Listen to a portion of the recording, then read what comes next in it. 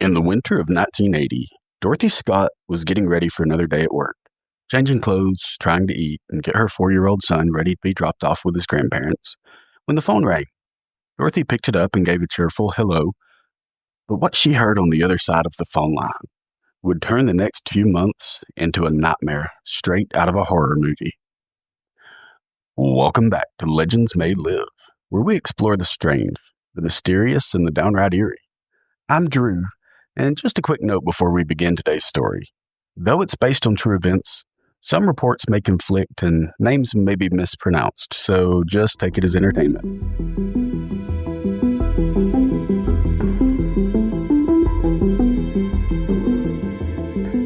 In 1980, Anaheim, California was the kind of place people thought of as safe. It was filled with rows of modest houses, bright grocery store signs, and had a few orange groves not too far off. It wasn't flashy like Los Angeles, and it wasn't crime-ridden like the big cities in the news. It was the kind of place where you'd raise a kid if you wanted to keep them out of trouble. And that's exactly what 32-year-old Dorothy Jane Scott was trying to do. Dorothy wasn't the type to stand out. She wasn't chasing parties or nightlife or excitement. She was someone her friends would describe as quiet, responsible, almost reserved. She was a single mom raising her 4-year-old son, Sean, with the help of her parents, who would watch them during the days while she worked. She was a secretary for a pair of local shops. One sold psychedelic trinkets and the other sold head shop supplies. But Dorothy didn't really fit the hippie vibe of the workplace. She didn't smoke or drink, and she certainly didn't do drugs. Instead, among her coworkers, she was the responsible, super practical one. She was the one that they could count on if they needed help or a ride or just someone to watch over things while life got messy. And while she was someone that friends and coworkers could always count on, that dedication paled in comparison to what she would do for her son. Her world revolved around him. Dorothy was always focused on being a good mother first and everything else second. On the outside, her life looked calm and put together. But beneath the surface, something really strange had started going on. Because for months, Dorothy had been getting these really weird phone calls from someone she didn't know. The first time she got these calls, Dorothy picks up the phone and says hello, and on the other side of the phone, she hears a man's voice. It seems familiar, but she can't place who's talking. And the man skips any sort of introduction or small talk and just goes straight into the heart of why he's calling. He spoke calmly, claiming to know and love Dorothy. He told her that she was the only one for him and that they were meant to be together, and through this whole speech, he's using words like destiny and soulmate. And while she's hearing all this, she's surprised, and though she's flattered, she's really not interested in a relationship, and this guy's being kind of weird, and she's trying to think of who this might be and how she can let him down easy. But all of a sudden, his tone shifts from calm and easy to cold and harsh. He told her that if he couldn't have her, no one would. Then he says something that shook Dorothy to the core. He said, "When I get you alone, I'll cut you up so no one will ever find you." And the reason this shook her so badly wasn't because just someone making a random call to a stranger and making threats. It was because he mentioned things about Dorothy like her clothing, where she had been that day, and small personal details that proved that he was watching her. After that call, she began changing her routines and checking her surroundings. She considered buying a gun, and she also started taking karate classes. And as much as all that scared her, Dorothy still had hoped that this was just a one-time thing, that whoever this was would ultimately leave her alone. But that wasn't the case.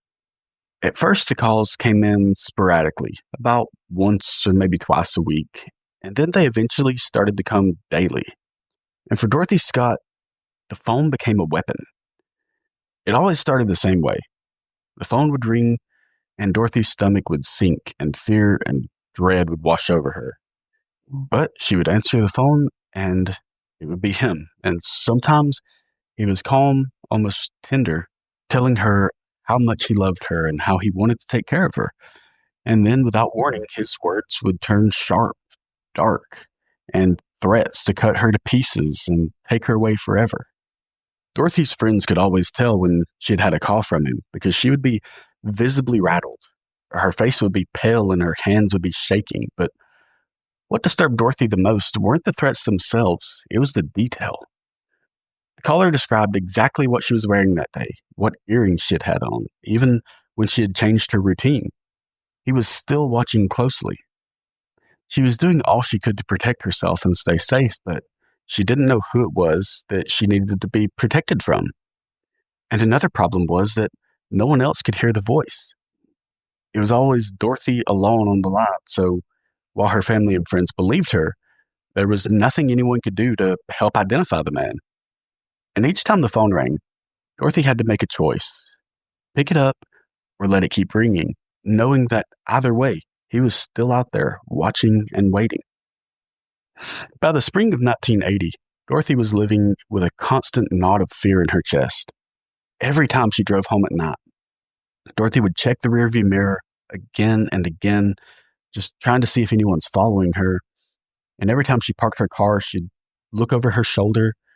Every man she saw was a possible threat until she heard their voice and could rule them out as the man on the phone. The stalker had invaded her world so completely that Dorothy's days began to revolve around him. Sometimes he would answer the phone and the caller would tell her to come outside, saying that he was waiting for her. And other times, he described what she was wearing that very moment. Dorothy tried to keep up a brave face for her 4-year-old son, Sean, but behind closed doors, she admitted to friends that she felt like she was being hunted. And then on May 28th, 1980, Dorothy went to work like any other day, but that evening, something had happened at her job that pulled her into a chain of events that no one could stop.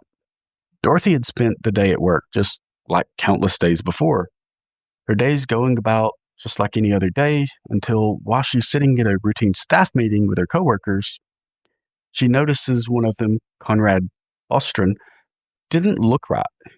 His arm was red and swollen, and he just looked like he didn't feel well at all. And she pointed it out, and he just kind of brushed it off. But Dorothy, being the kind person who can't really ignore someone in need, was insistent that he needed medical attention. And she offered to drive him to the UC Irvine Medical Center. And after a lot of coaxing, he finally agreed. And another coworker, Pam Head, decided to tag along for support. The three of them climbed into Dorothy's white Toyota station wagon and they set out into the night. At the hospital, the group got Conrad checked in. Doctors confirmed that he had been bitten by a spider, and they treated him while Pam and Dorothy waited in the lobby. So while they waited, Dorothy used the downtime to call home and check on her son Sean, who was with her parents that night, and she chatted for a few minutes and let them know that she'd be a little late picking him up. By the time Conrad was discharged, it was close to midnight, and everyone was just tired and ready to get some rest, so the three of them walked together toward the exit. And Conrad veered off from the group, pick up his prescription, and Pam stuck by him pretty close, making sure he was okay. And Dorothy said she would go ahead and get the car, pull it around, and would be waiting out front. Pam and Conrad grabbed the prescription and walked out of the hospital to wait in the lights. And a few minutes later, they see Dorothy's Toyota, and they got ready to hop in, but as the car approached, they realized it wasn't slowing down. It was actually speeding up, and pretty soon it just barreled past them at full speed. The headlights blinding them as they waved, thinking maybe Dorothy just hadn't seen them, but the car just kept going. And Pam and Conrad are just kind of standing there frozen, wondering what just happened. They're looking at each other like, did we see the right car? Was that not Dorothy? Why didn't she stop? And they kept watching until the car finally disappeared out of sight in the darkness.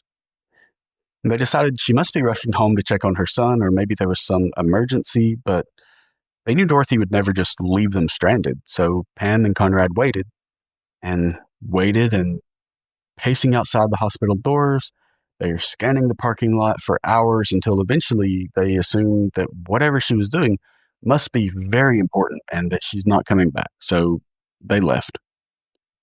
But Dorothy never showed up at her parents' house to pick up Sean either. And by dawn, panic set in. But they didn't have to wonder very long about Dorothy, because at 4:30 a.m., the answer came in the most horrifying way possible.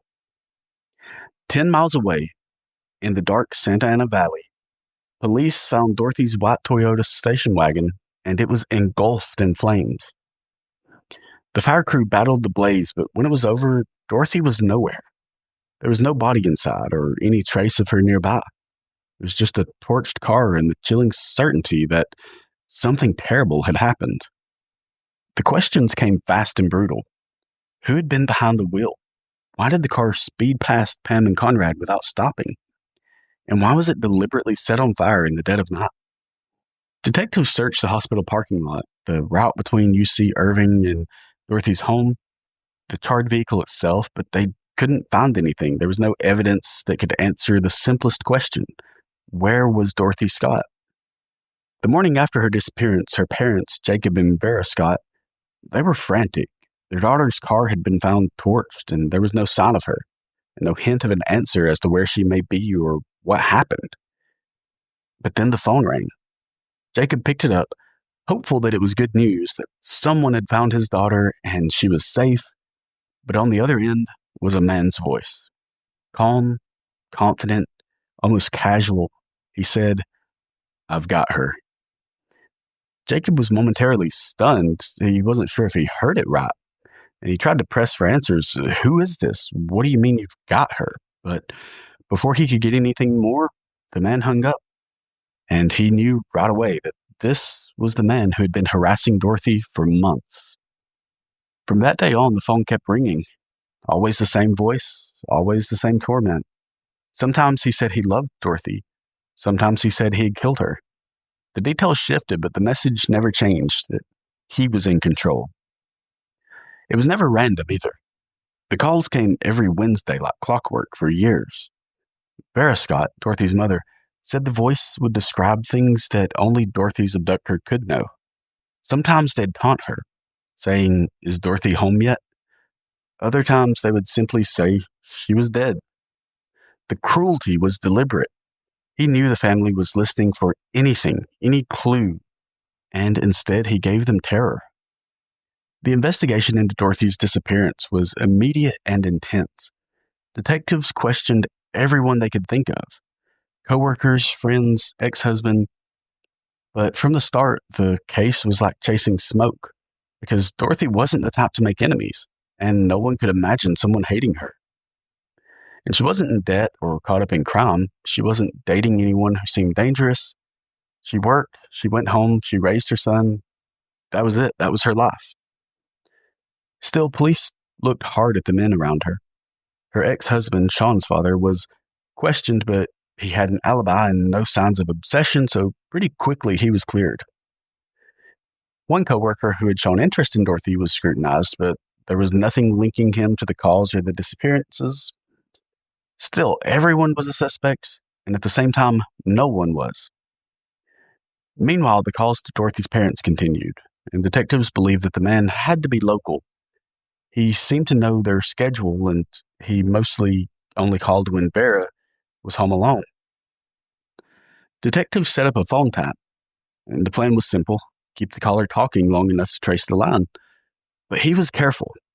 Every time, the call only lasted a few seconds, just long enough to terrify, but never long enough to catch him. The frustration grew as police reports piled up. Each lead ended with a dead end. The weeks turned into months, and the months into years. Dorothy was gone, and the man's voice on the line became the only reminder that she had ever been there at all. For Jacob and Vera, every ring on the phone was hope and horror all at once. Maybe this time he'll slip up. Maybe this time they'll catch him, but each time, hope ended in despair. On the morning of August 6th, 1984, more than 4 years since Dorothy Scott vanished, a construction crew was working near Santa Ana Canyon Road when a dog wandered over carrying something in its mouth. At first, the workers thought it was just another animal bone, but when they looked closer, to the horror of everyone, it was human. Police were called to the site, and a search team combed the area, and what they found confirmed the Scotts' worst fears. Buried in a shallow grave were skeletal remains. Alongside them, charred fragments of clothing, a turquoise ring Dorothy always wore, and a watch with its hands frozen at 12:30 a.m., May 29th, 1980, within hours of her disappearance. The remains were sent for analysis. Dental records confirmed what everyone had feared. After 4 years of unanswered questions, Dorothy Jane Scott had been found. But the discovery didn't bring closure. If anything, it deepened the mystery. How had the body ended up there, miles from where the car was set ablaze? And why had her watch stopped at that exact time? And who was the man who had taunted her family for years with those phone calls?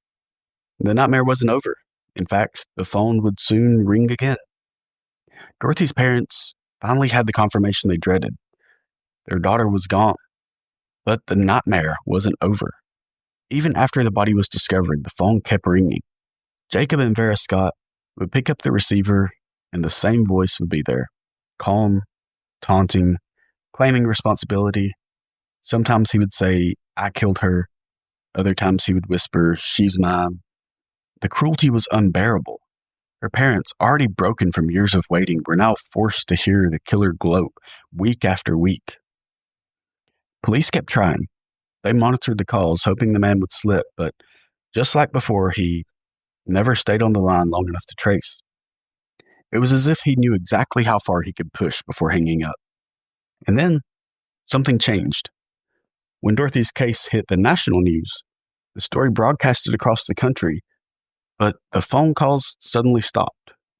It was like her killer, whoever it was, had finally had his fill. The calls had tormented the Scotts for 4 years, and now, just like that, nothing. With Dorothy's remains found, investigators hoped that the case would finally break open.